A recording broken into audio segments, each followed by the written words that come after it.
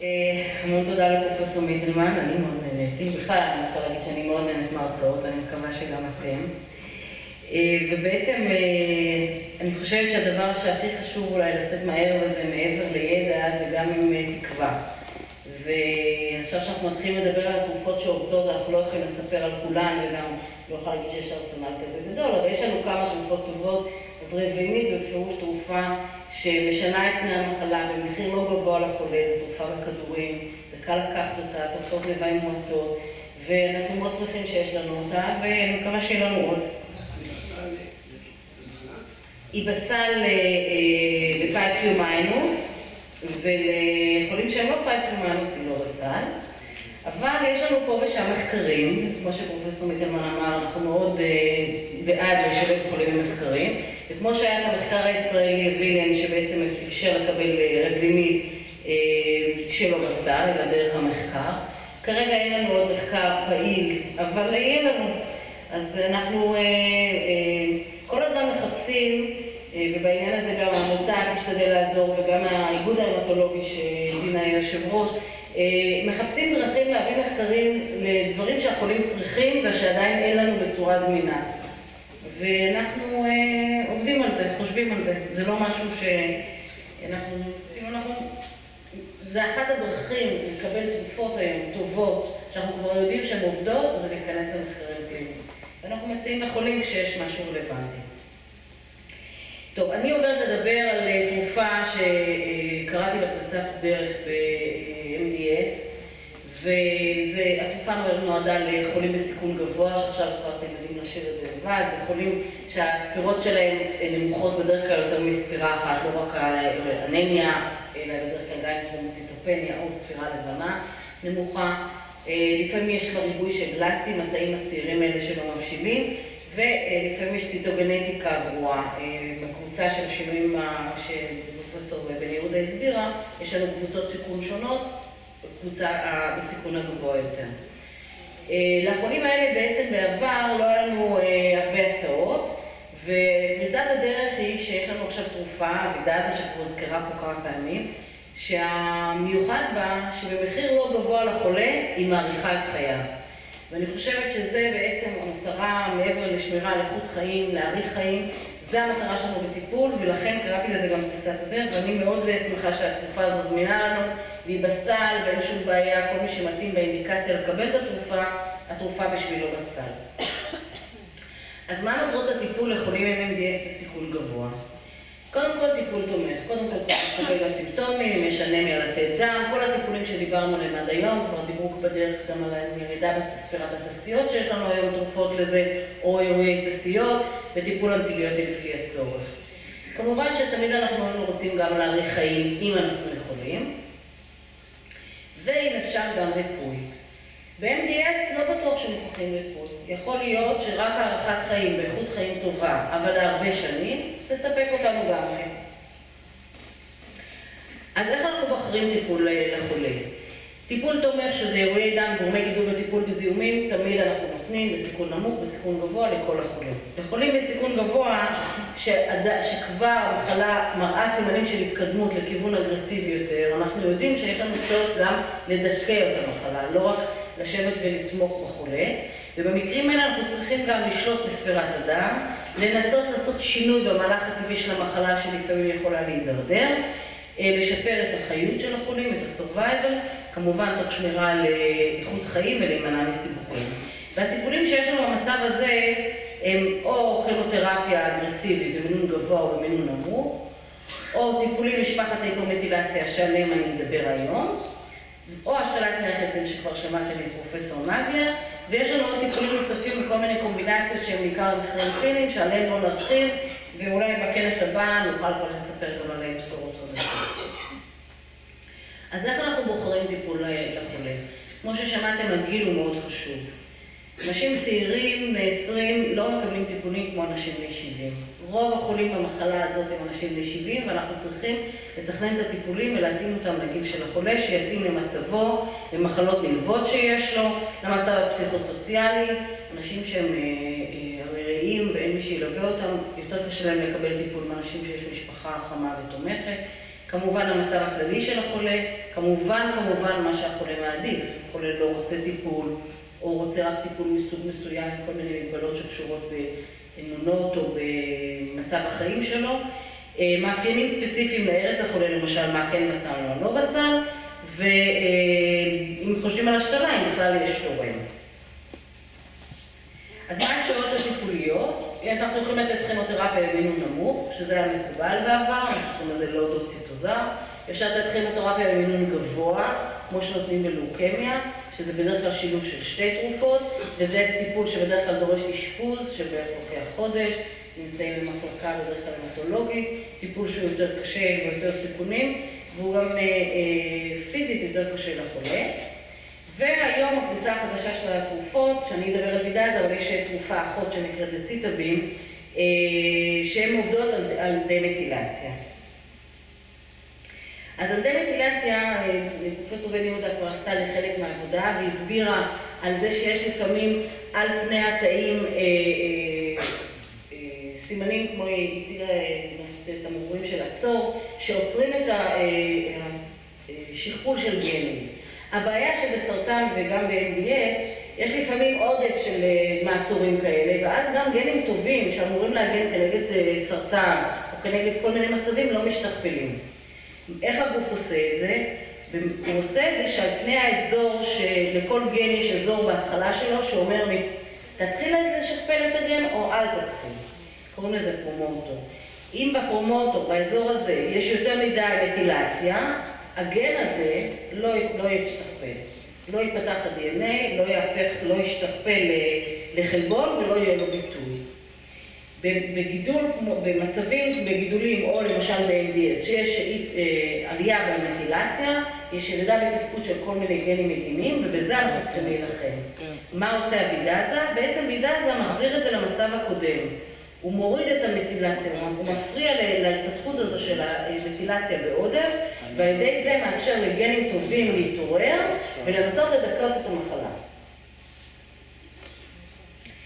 זה המחקר, זה המחקר שעשה פנו מפריז, חוקר מאוד חשוב ב-MDS, וזה בעצם המחקר של פריצת הדרך בטיפול בחולים ב-MDS בסיכון גבוה, עם טיפול בוידאזה. הטיפול ניתן 7 ימים בכל חודש, נותנים 7 ימים ואחר כך עושים 3 שבועות הפסקה. הטיפול ניתן בזריקות, תת-עוריות, ובמחקר הזה ישבו את הזריקות של הוידאזה מול הטיפול המקובל. מה היה הטיפול המקובל שישבו אליו? או חולים שרק קיבלו טיפול תומך, זאת אומרת קיבלו דם או אנטיביוטיקה או מה שהם היו צריכים, אבל בלי תוספת של כימותרפיה, או חולים שקיבלו את הטיפול המקובל בכימותרפיה במנה נמוכה, מה שאמרתי קודם, לודוציטוזר, ככה אנחנו קוראים לזה, או טיפול כמו שנותנים ללוקמיה, טיפול חזק יותר. ישבו את כל הקבוצה הזאת וכולם קראו, זה הטיפול המקובל, CCR, לעומת וידאזה. בדרך כלל כשאנחנו עושים מחקר, אם אנחנו לא נשווה למשהו, לא נדע אם זה יותר טוב, אפילו אם נדמה לנו לפעמים הרופאים שזה נפלא, כל זמן שאנחנו לא משווים לקבוצה אחרת שהיא דומה ושונה רק למשל בטיפול, יהיה לנו קשה להגיד מה יותר טוב. ולכן המקרה הזה לקחו את כל קבוצת הטיפולים המקובלת באותה תקופה, ואמרו בואו נראה אם זה באמת יותר טוב התרופה החדשה. עכשיו, אני אראה לכם את התוצאות ונעבור עליהם לאט לאט, אני הבאתי רק את הדברים החשובים. אז קודם כל, הדבר הראשון של וידאזה זה טיפול שעובד לאט. צריך סבלנות. זה לא עובד מיד, ברוב החולים לא מגיבים מיד בהתחלה. אם אתם תסתכלו במחקר הזה שאני מביאה של סילברמן, בערך 50% מהחולים מגיבים בערך אחרי 2 טיפולים. זאת אומרת, מחזור ראשון אנחנו לא בהכרח מצפים לתגובה וצריך סבלנות. אם אין הידרדרות במצב, אפשר להמשיך. אם אנחנו מסתכלים, אפילו אחרי 6 טיפולים עדיין לא כל החולים שיגיבו מגיבים. מבין החולים שבסופו של דבר יכולים להגיב, עדיין אחרי 6 מחזורי טיפול לא כולם יגיבו. זאת אומרת, צריך סבלנות ולהמשיך בטיפול. הטיפול הוא פעם בחודש, 6 טיפולים זה חצי שנה. כדאי להמשיך כל זמן שאין הידרדרות במצב. תופעות הלוואי של הטיפול. הטיפול ניתן בזריקת התורית, אחת הבעיות הקשות זה הקשות. זו התופעת הלוואי, זו לא בעיה קשה, שזה עושה תגובה מקומית באזור ההזרקה, וזה בעצם תלוי גם במיומנות של האחיות, וככל שאנחנו נותנים יותר וידאזה, אנחנו רואים את זה פחות, אבל אם יש את זה, יש לנו קרמים עם רוח הזה ולא בעייתי. הטיפולים, התופעות לוואי הבעייתיות יותר, זה יכול להיות דיכוי בספירות הדם, מה שנקרא פה בלד, יכול להיות הפרעות במערכת עיכול, יותר צירות ולפעמים גם שלשול, לא כל כך אכילה, וזיהומים. מה שהבאתי בגרף הזה להראות, שבעצם רוב הזיהומים, רוב התופעות לוואי כולן, גם הזיהומים וגם כל התופעות האחרות, הם יותר בשני מחזורי הטיפול, ואחר כך יש התרגלות ויש פחות תופעות לוואי. אז עכשיו לדברים הטובים שהטיפול עושה. אנחנו יודעים כבר, שמעתם פה המון על זה שבעצם חולי MDS רובם סובלים מאנמיה ותלויים באירועי דם, ובעצם אחד הדברים החשובים זה האם וידאזה מורידה את הצריכה של הדם. אז אם אנחנו ניקח את החולים שבהתחלה היו תלויים בדם וקיבלו וידאזה, חצי מהם כמעט, 45% עם וידאזה לא נזקקו יותר לאירועי דם. לעומת החולים שקיבלו את הטיפול התומך, שאמרתי קודם, משלושת הסוגים, רק 11% הפסיקו להיות תלויים בדם. מבין החולים שלא היו תלויים בדם בהתחלה, היה להם אולי אנמיה קלה, והם לא נזקקו לדם, וקיבלו וידאזה, 85% לא נזקקו לדם גם בהמשך הזמן.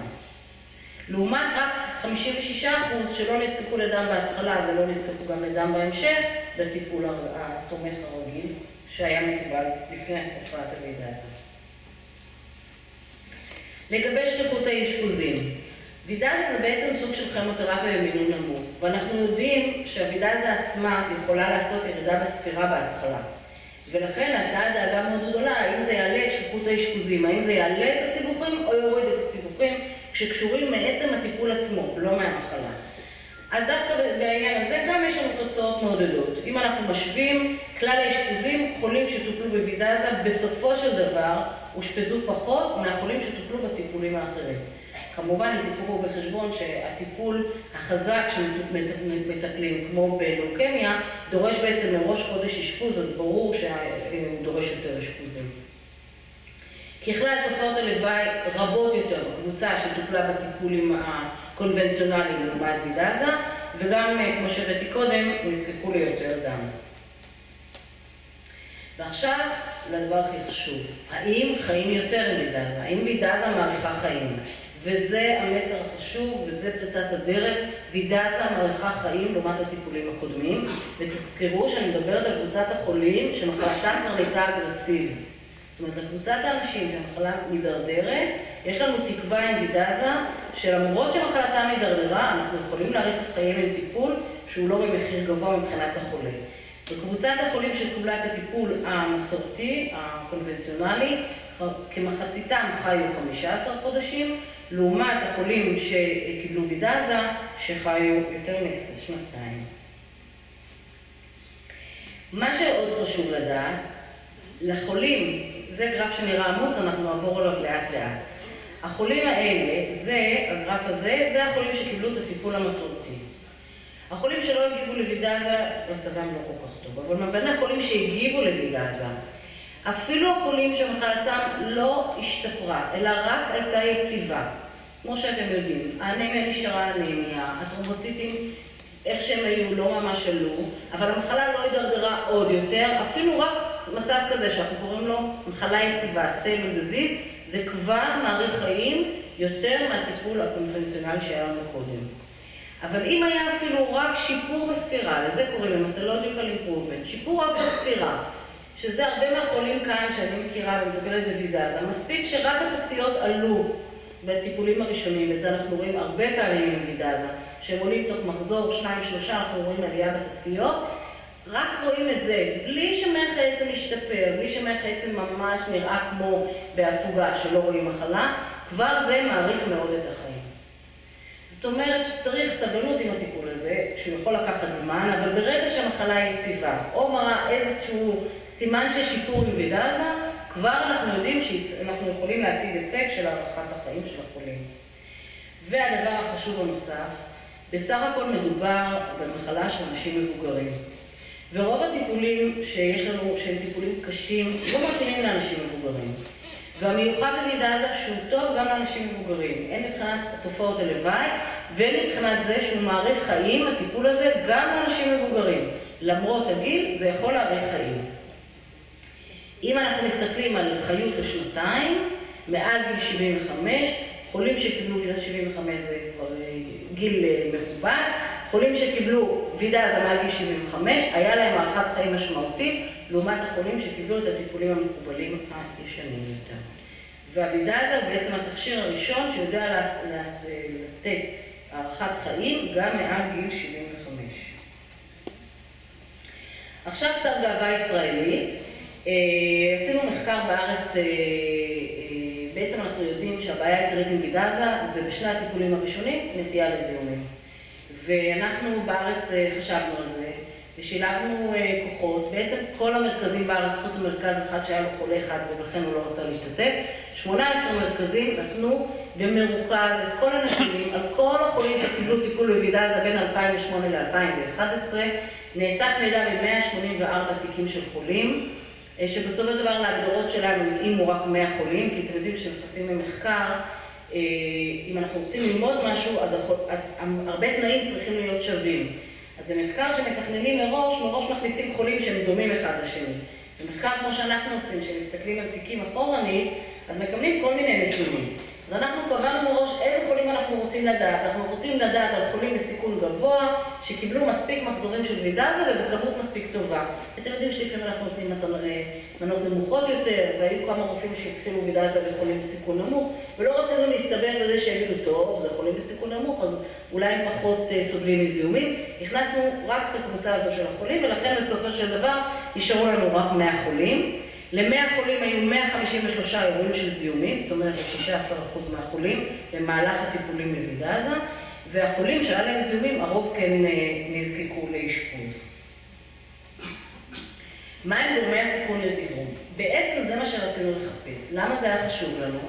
כי חשבנו שאם נדע מה גורמי הסיכון לזיהום, נוכל לחשוב מה לעשות בשביל לנסות למנוע אותו. אז הגורמי סיכון לזיהום שאנחנו מצאנו, ואני רוצה להגיד לכם דרך אגב, שזו עבודה ייחודית, שבעולם לא הסתכלו על ויזה בנקודת המבט הזאת, ואנחנו זכינו להרבה התעניינות בעולם לגבי התוצאות שלנו.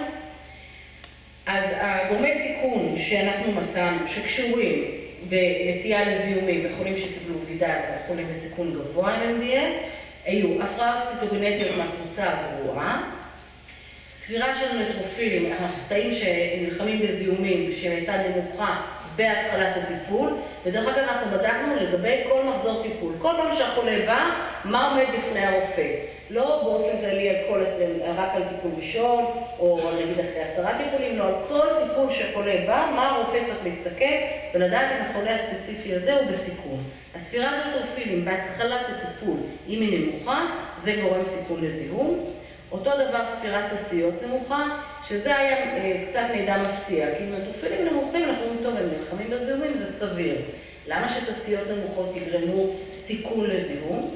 המחשבה שלנו שזה אומר שאם החולה בא עם ספירת תסיות נמוכה בהתחלת הטיפול הבא, זה אומר שהרזרבה שלו אולי כנראה נמוכה, ולכן יש לו פחות רזרבה להילחם בזיהומים. ואותו דבר גם לגבי המוגלובין נמוך, למרות שאנחנו יודעים שהחולים האלה כשהם מקבלים דם, אז המוגלובין נמוך זה קצת נתון בעייתי. וכמו שאמרתי קודם, מרבית הזיהומים היו בשני המחזורים הראשונים. לאור כל הנתונים האלה, שוב שילבנו ידיים, ובחסות של עמותת תמיד, אנחנו עכשיו נתחיל מחקר, שהוא כבר בשלבים מאוד מתקדמים ועוד מעט נתחיל אותו, בניסיון להפחית את שכיחות הזיהומים. מה שאנחנו מתכננים זה לקחת את החולים שמטופלים בויזה ולחלק אותם בשתי קבוצות. קבוצה אחת לא תקבל שום דבר מיוחד, תקבל ויזה כמו שנותנים תמיד. הקבוצה השנייה תקבל ויזה בתוספת של אנטיביוטיקה בשני המחזורים הראשונים. למה רק בשניים? כי בשניים יש זיהומים ואחר כך אין. ואנחנו נראה האם נצליח להוריד את שכיחות הזיהומים ואת שכיחות הסיבוכים מהזיהומים. ואני מקווה שהמחקר יתחיל בקרוב. זה המחקר שדיבר עליו פרופסור מידלמן, אני לא יכולה באהבה ישראלית לא לספר על זה, אז בעצם ניסיון לשפר את התוצאות של הויזה הזה, זה להוסיף את הרבלמין, ואני לא אחזור על זה רק בגלל הגאווה, אני יכולה לספר על מחקר שנעשה כאן. אז לסיכום, השפעה של טיפול בוידאזה. וידאזה זה הטיפול התרופתי הראשון שמאריך חיים ומשנה את המהלך הטבעי של ה-MDS. וידאזה מתאימה גם לטיפול בחולים מבוגרים. וידאזה מפחיתה את הצורך באירועים של תאי דם אדומים. יש להמשיך בטיפול עם הרבה סבלנות, כל עוד הטיפול מועיל לחולה או עד התקדמות המחלה, ותופעות הלוואי ניתנות לטיפול. עכשיו, שאלו אותי בהפסקה שאלה, אז אני כבר אספר. כמו שאמרתי, הוידאזה ניתנת בזריקות תת-עוריות, זה אומר שהחולה צריך לבוא 7 ימים לכל חודש לקבל את הזריקות. זה לא נורא, כי בסך הכל באים מקבלים זריקה הולכים, זה לא אירוי, ואצלנו לפחות דנים עם האחיות, משתדלים שזה יהיה ביקור קצר ולא ביקור ארוך, אבל עדיין יותר נוח לקבל טיפול בכדורים. ויש כבר עכשיו בארץ, גם לנו במרכז שלנו יש את המחקר הזה, מחקר על וידאזה שניתן בכדורים, וכמובן שזה יהיה נהדר, אם נוכל לתת וידאזה בכדורים ואפשר לטפל והחולה יבוא לביקורת פעמיים בחודש ולא כל יום, אז כמובן שזה יהיה יותר נעים וקל וגם יחסוך את התופעות לוואי ההוריות מהזריקה.